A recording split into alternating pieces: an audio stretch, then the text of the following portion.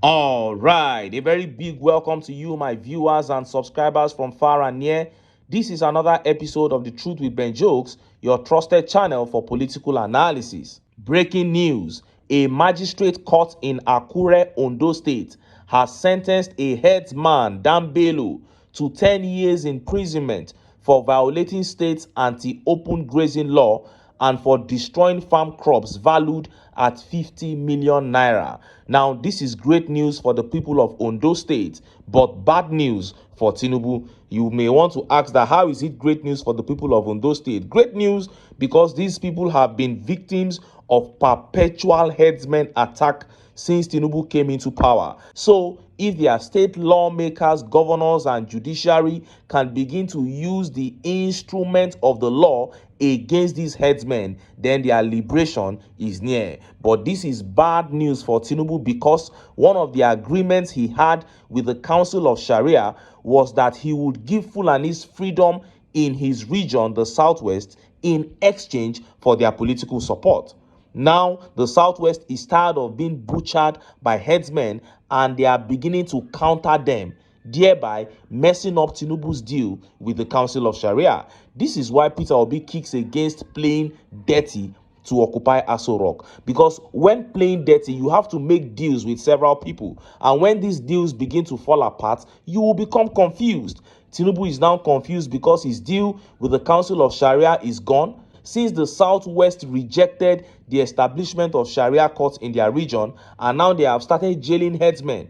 Tinubu's deal with northern elders is gone. Now he is running to Igbo elders to strike another deal for 2027. And few hours ago, the women of Rivers State did Nigeria proud when they disgraced the wife of Tinubu's sole administrator, Ibas Ekwe. She tried to address them and they staged a walkout on her, chanting, "Give us back our Fubara." And while the Nigerians were yet reacting to that, the North Central tragedy struck again. Many believe that Shettima and his boys have reactivated against Tinubu the North Central formula that they used against ex-president Goodluck Jonathan. Before I show you details of these top stories and how Nigerians reacted, let me quickly show you these videos. I told a story yesterday on how Tinubu deceived Labour to accept 70,000 naira minimum wage, and some APC people began defending him, saying that that was not what happened. Thankfully for me, NLC chairman referenced the same story in his interview today. Exactly what I said. See the video. Between that time and now, a lot has happened. Even the pump price of petroleum product, one of the reasons why we accepted 70, we had a disagreement with the president. And he said, I will bring money. People will travel to all West African countries and find out the cost of PMS. He said this, he was giving statistics. This country is selling 2,000 naira equivalent, this country 1,900 and whatever. If you allow me to increase, I'm ready to pay you people 250,000. And we said, we'll think over it. He said, no, I'm going to give you 1 hour or 2 hours. We said, no, we can't take decision in your office. We took an adjournment for 1 week. And when we consulted, we came back to him that would not be possible because we know the implication. And it was even going to worsen our condition. It was on that basis because the negotiation ended at 62,000. All the state governors say they can't pay a dime above 62,000. All the private sector say they can't pay a dime. It was then we settled for 70,000 naira. With the belief and understanding that the pump price will no longer be increased. So when we went back, less than 2 months, they increased the pump price of petroleum product, which immediately affected the 70,000. And then the flotation of the currency was another factor. So all their decisions of late has eroded the amount. However, even the problem now is not even paying us 1 million. If you pay us 1 million with the rate of inflation, with the rate the economy is going, it will not be enough. You saw that. That was exactly what I said yesterday. The 70,000 minimum wage agreement was made on the premise that petrol price will not exceed 650 naira per litre. That is was when the agreement was made, until at least 2027. But after less than 2 months, Tinubu went back on the agreement and raised petrol price. This is the same man they will come and tell you to trust, a man who has no regard for the workforce of the country. But because labor leaders had soiled their hands, they couldn't say or do anything. And today, Nigerian workers are as poor as church rats. What a disaster. The next video here is from the best governor in Nigeria, Governor Alex Oti. See the video. So what happened was that my predecessor commissioned an uncompleted building on the 28th of May. Uncompleted building? Uncompleted building on the 28th of May. I would also like you to see it. My people will take you to it. So, and it is supposed to be new government house. So what did he do? He completed the ground floor, finished it very well, put Italian furniture. I don't like to talk about it, but since you asked, no, yes. Put Italian furniture in the place, painted it, and commissioned it. Okay, so the bedroom. So after the inauguration, I went there. When I looked at the ground floor, I was very happy. But as I went to the first and second floor, they were not even plastered. No sanitary fittings, nothing. So that's fraud. Really? Yeah. And I would like you. I've not put one dime. No, are you going to probe your predecessor for that? You have only 4 years. And when you get into some of these distractive things, you lose focus. I have too much work to do. Probing him is, of course, we called in KPMG at some point, and I'm sure you must have seen that, where they looked at one of the accounts, and they found that some 10 billion naira was drawn for a non-existent airport. So that's the only one that we are saying, bring back our money or give us the airport. Wow, 10 billion naira withdrawn for a non-existent airport. What a shame. And Alex Oti is saying that is the only one that he's probing. He's saying, give us back our 10 billion naira or give us our airport. What a shame. Alex Oti there showing what governance should be. He said he's too focused on doing his job and recording achievements and has no time to be running after his predecessor pressing criminal charges. But the annoying thing is that in this same Abia state that most Nigerians have unanimously agreed that the governor is the best in Nigeria, people like Oji Kalu are coming out to talk. People who ruled this state and destroyed it are coming out to say that Tinubu is not happy with what is happening in Abia State, that they must take the state back. You people are not well. Oji Kalu and his cohorts, you are sick. And the people of Abia are waiting to disgrace you if you show your face again. Now, let us look at the top stories. First is that disgrace dished out to the wife of Ibok Ekwe Ibas, the sole administrator of Rivers State. And next is that tragedy from North Central that many believe is being sponsored by the SHETTIMA camp, the same method used by APC in the same North Central under Jonathan. Let's start by taking that video from Rivers State. Rivers women staging a walkout on the wife of the sole administrator as she attempted to address them. See the video.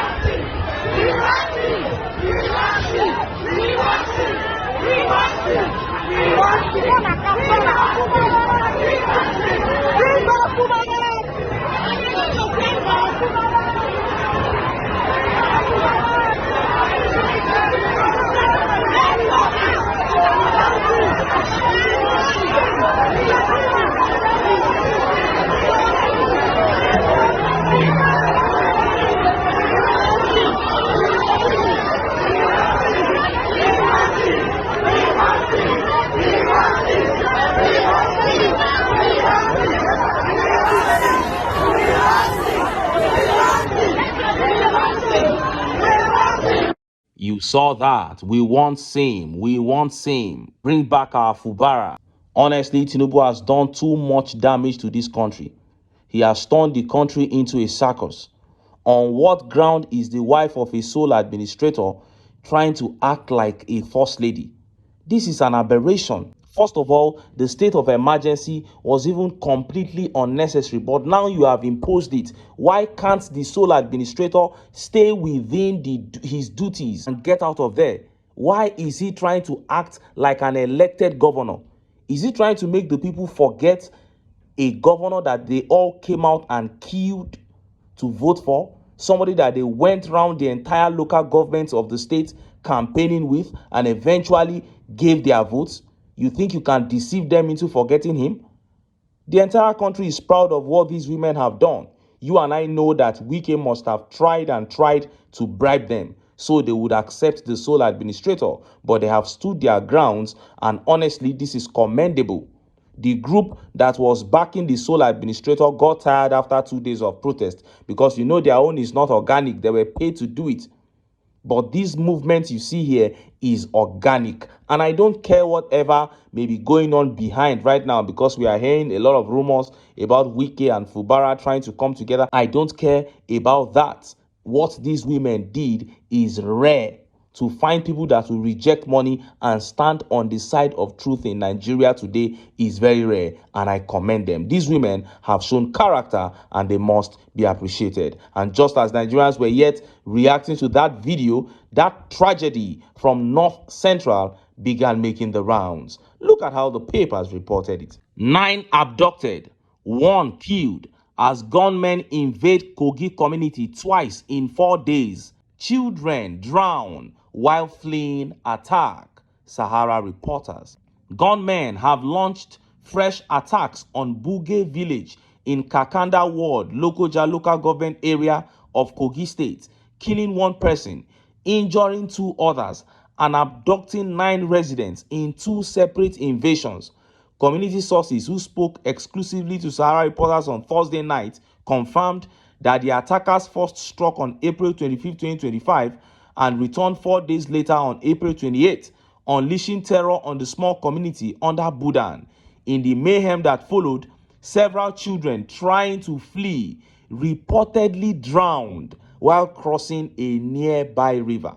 On April 25, 2025, the kidnappers struck Buge village under Budan, abducting 4 people. Just 4 days later, on April 28, they invaded Buge village again, kidnapping 5 people. This time around, injuring 2, and 1 person was killed by the kidnappers. They are demanding 150 million naira as ransom, one of the sources said. Before the Buge attack, villagers had caught a Fulani man disguised in women's clothing, suspected of wearing a dress belonging to a kidnapped girl from the village. He was taken to the Budan Emir's palace. That same day, kidnappers called Buge threatened to invade the village unless the man was freed. When villagers refused, the attackers struck as promised, resulting in the 5 being kidnapped.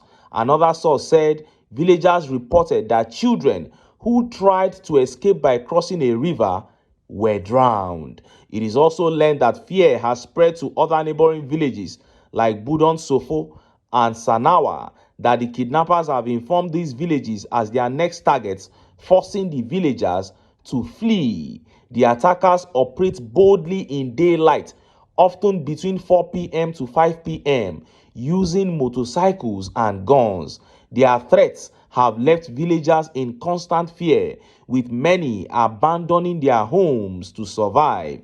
When Sahara reporters contacted the police relations officer of the Kogi State Command, SP William Aya, for comment, he was not reachable as his phone was switched off at the time of filing this report. Their phones are always switched off. They are always not reachable. What a shame. Oh, I feel so sorry for the children that drowned. What was their offense? Just being children in Nigeria, a failed state. For some weird reasons that I do not know, it is believed in Nigerian politics that once a candidate loses the goodwill of the North Central, he will definitely lose a presidential election, and that was why Shettima and co moved Boko Haram to Kogi, Niger, and Kwara under Jonathan so that they would discredit the Jonathan regime. And about a month ago, this new terrorist group that is now wreaking havoc in Kogi, Kwara, and Niger state was formed. As we speak, Tinubu has completely lost goodwill in the North Central. In Benue State, he is hated. Kwara State, they are complaining bitterly about him. Niger State rejecting him. Kogi State now. So Nigerians believe that it is Shettima playing that same game he played with Jonathan, now with Tinubu. But the major point here is, when has human lives become tools in the hand of politicians to play their silly games with?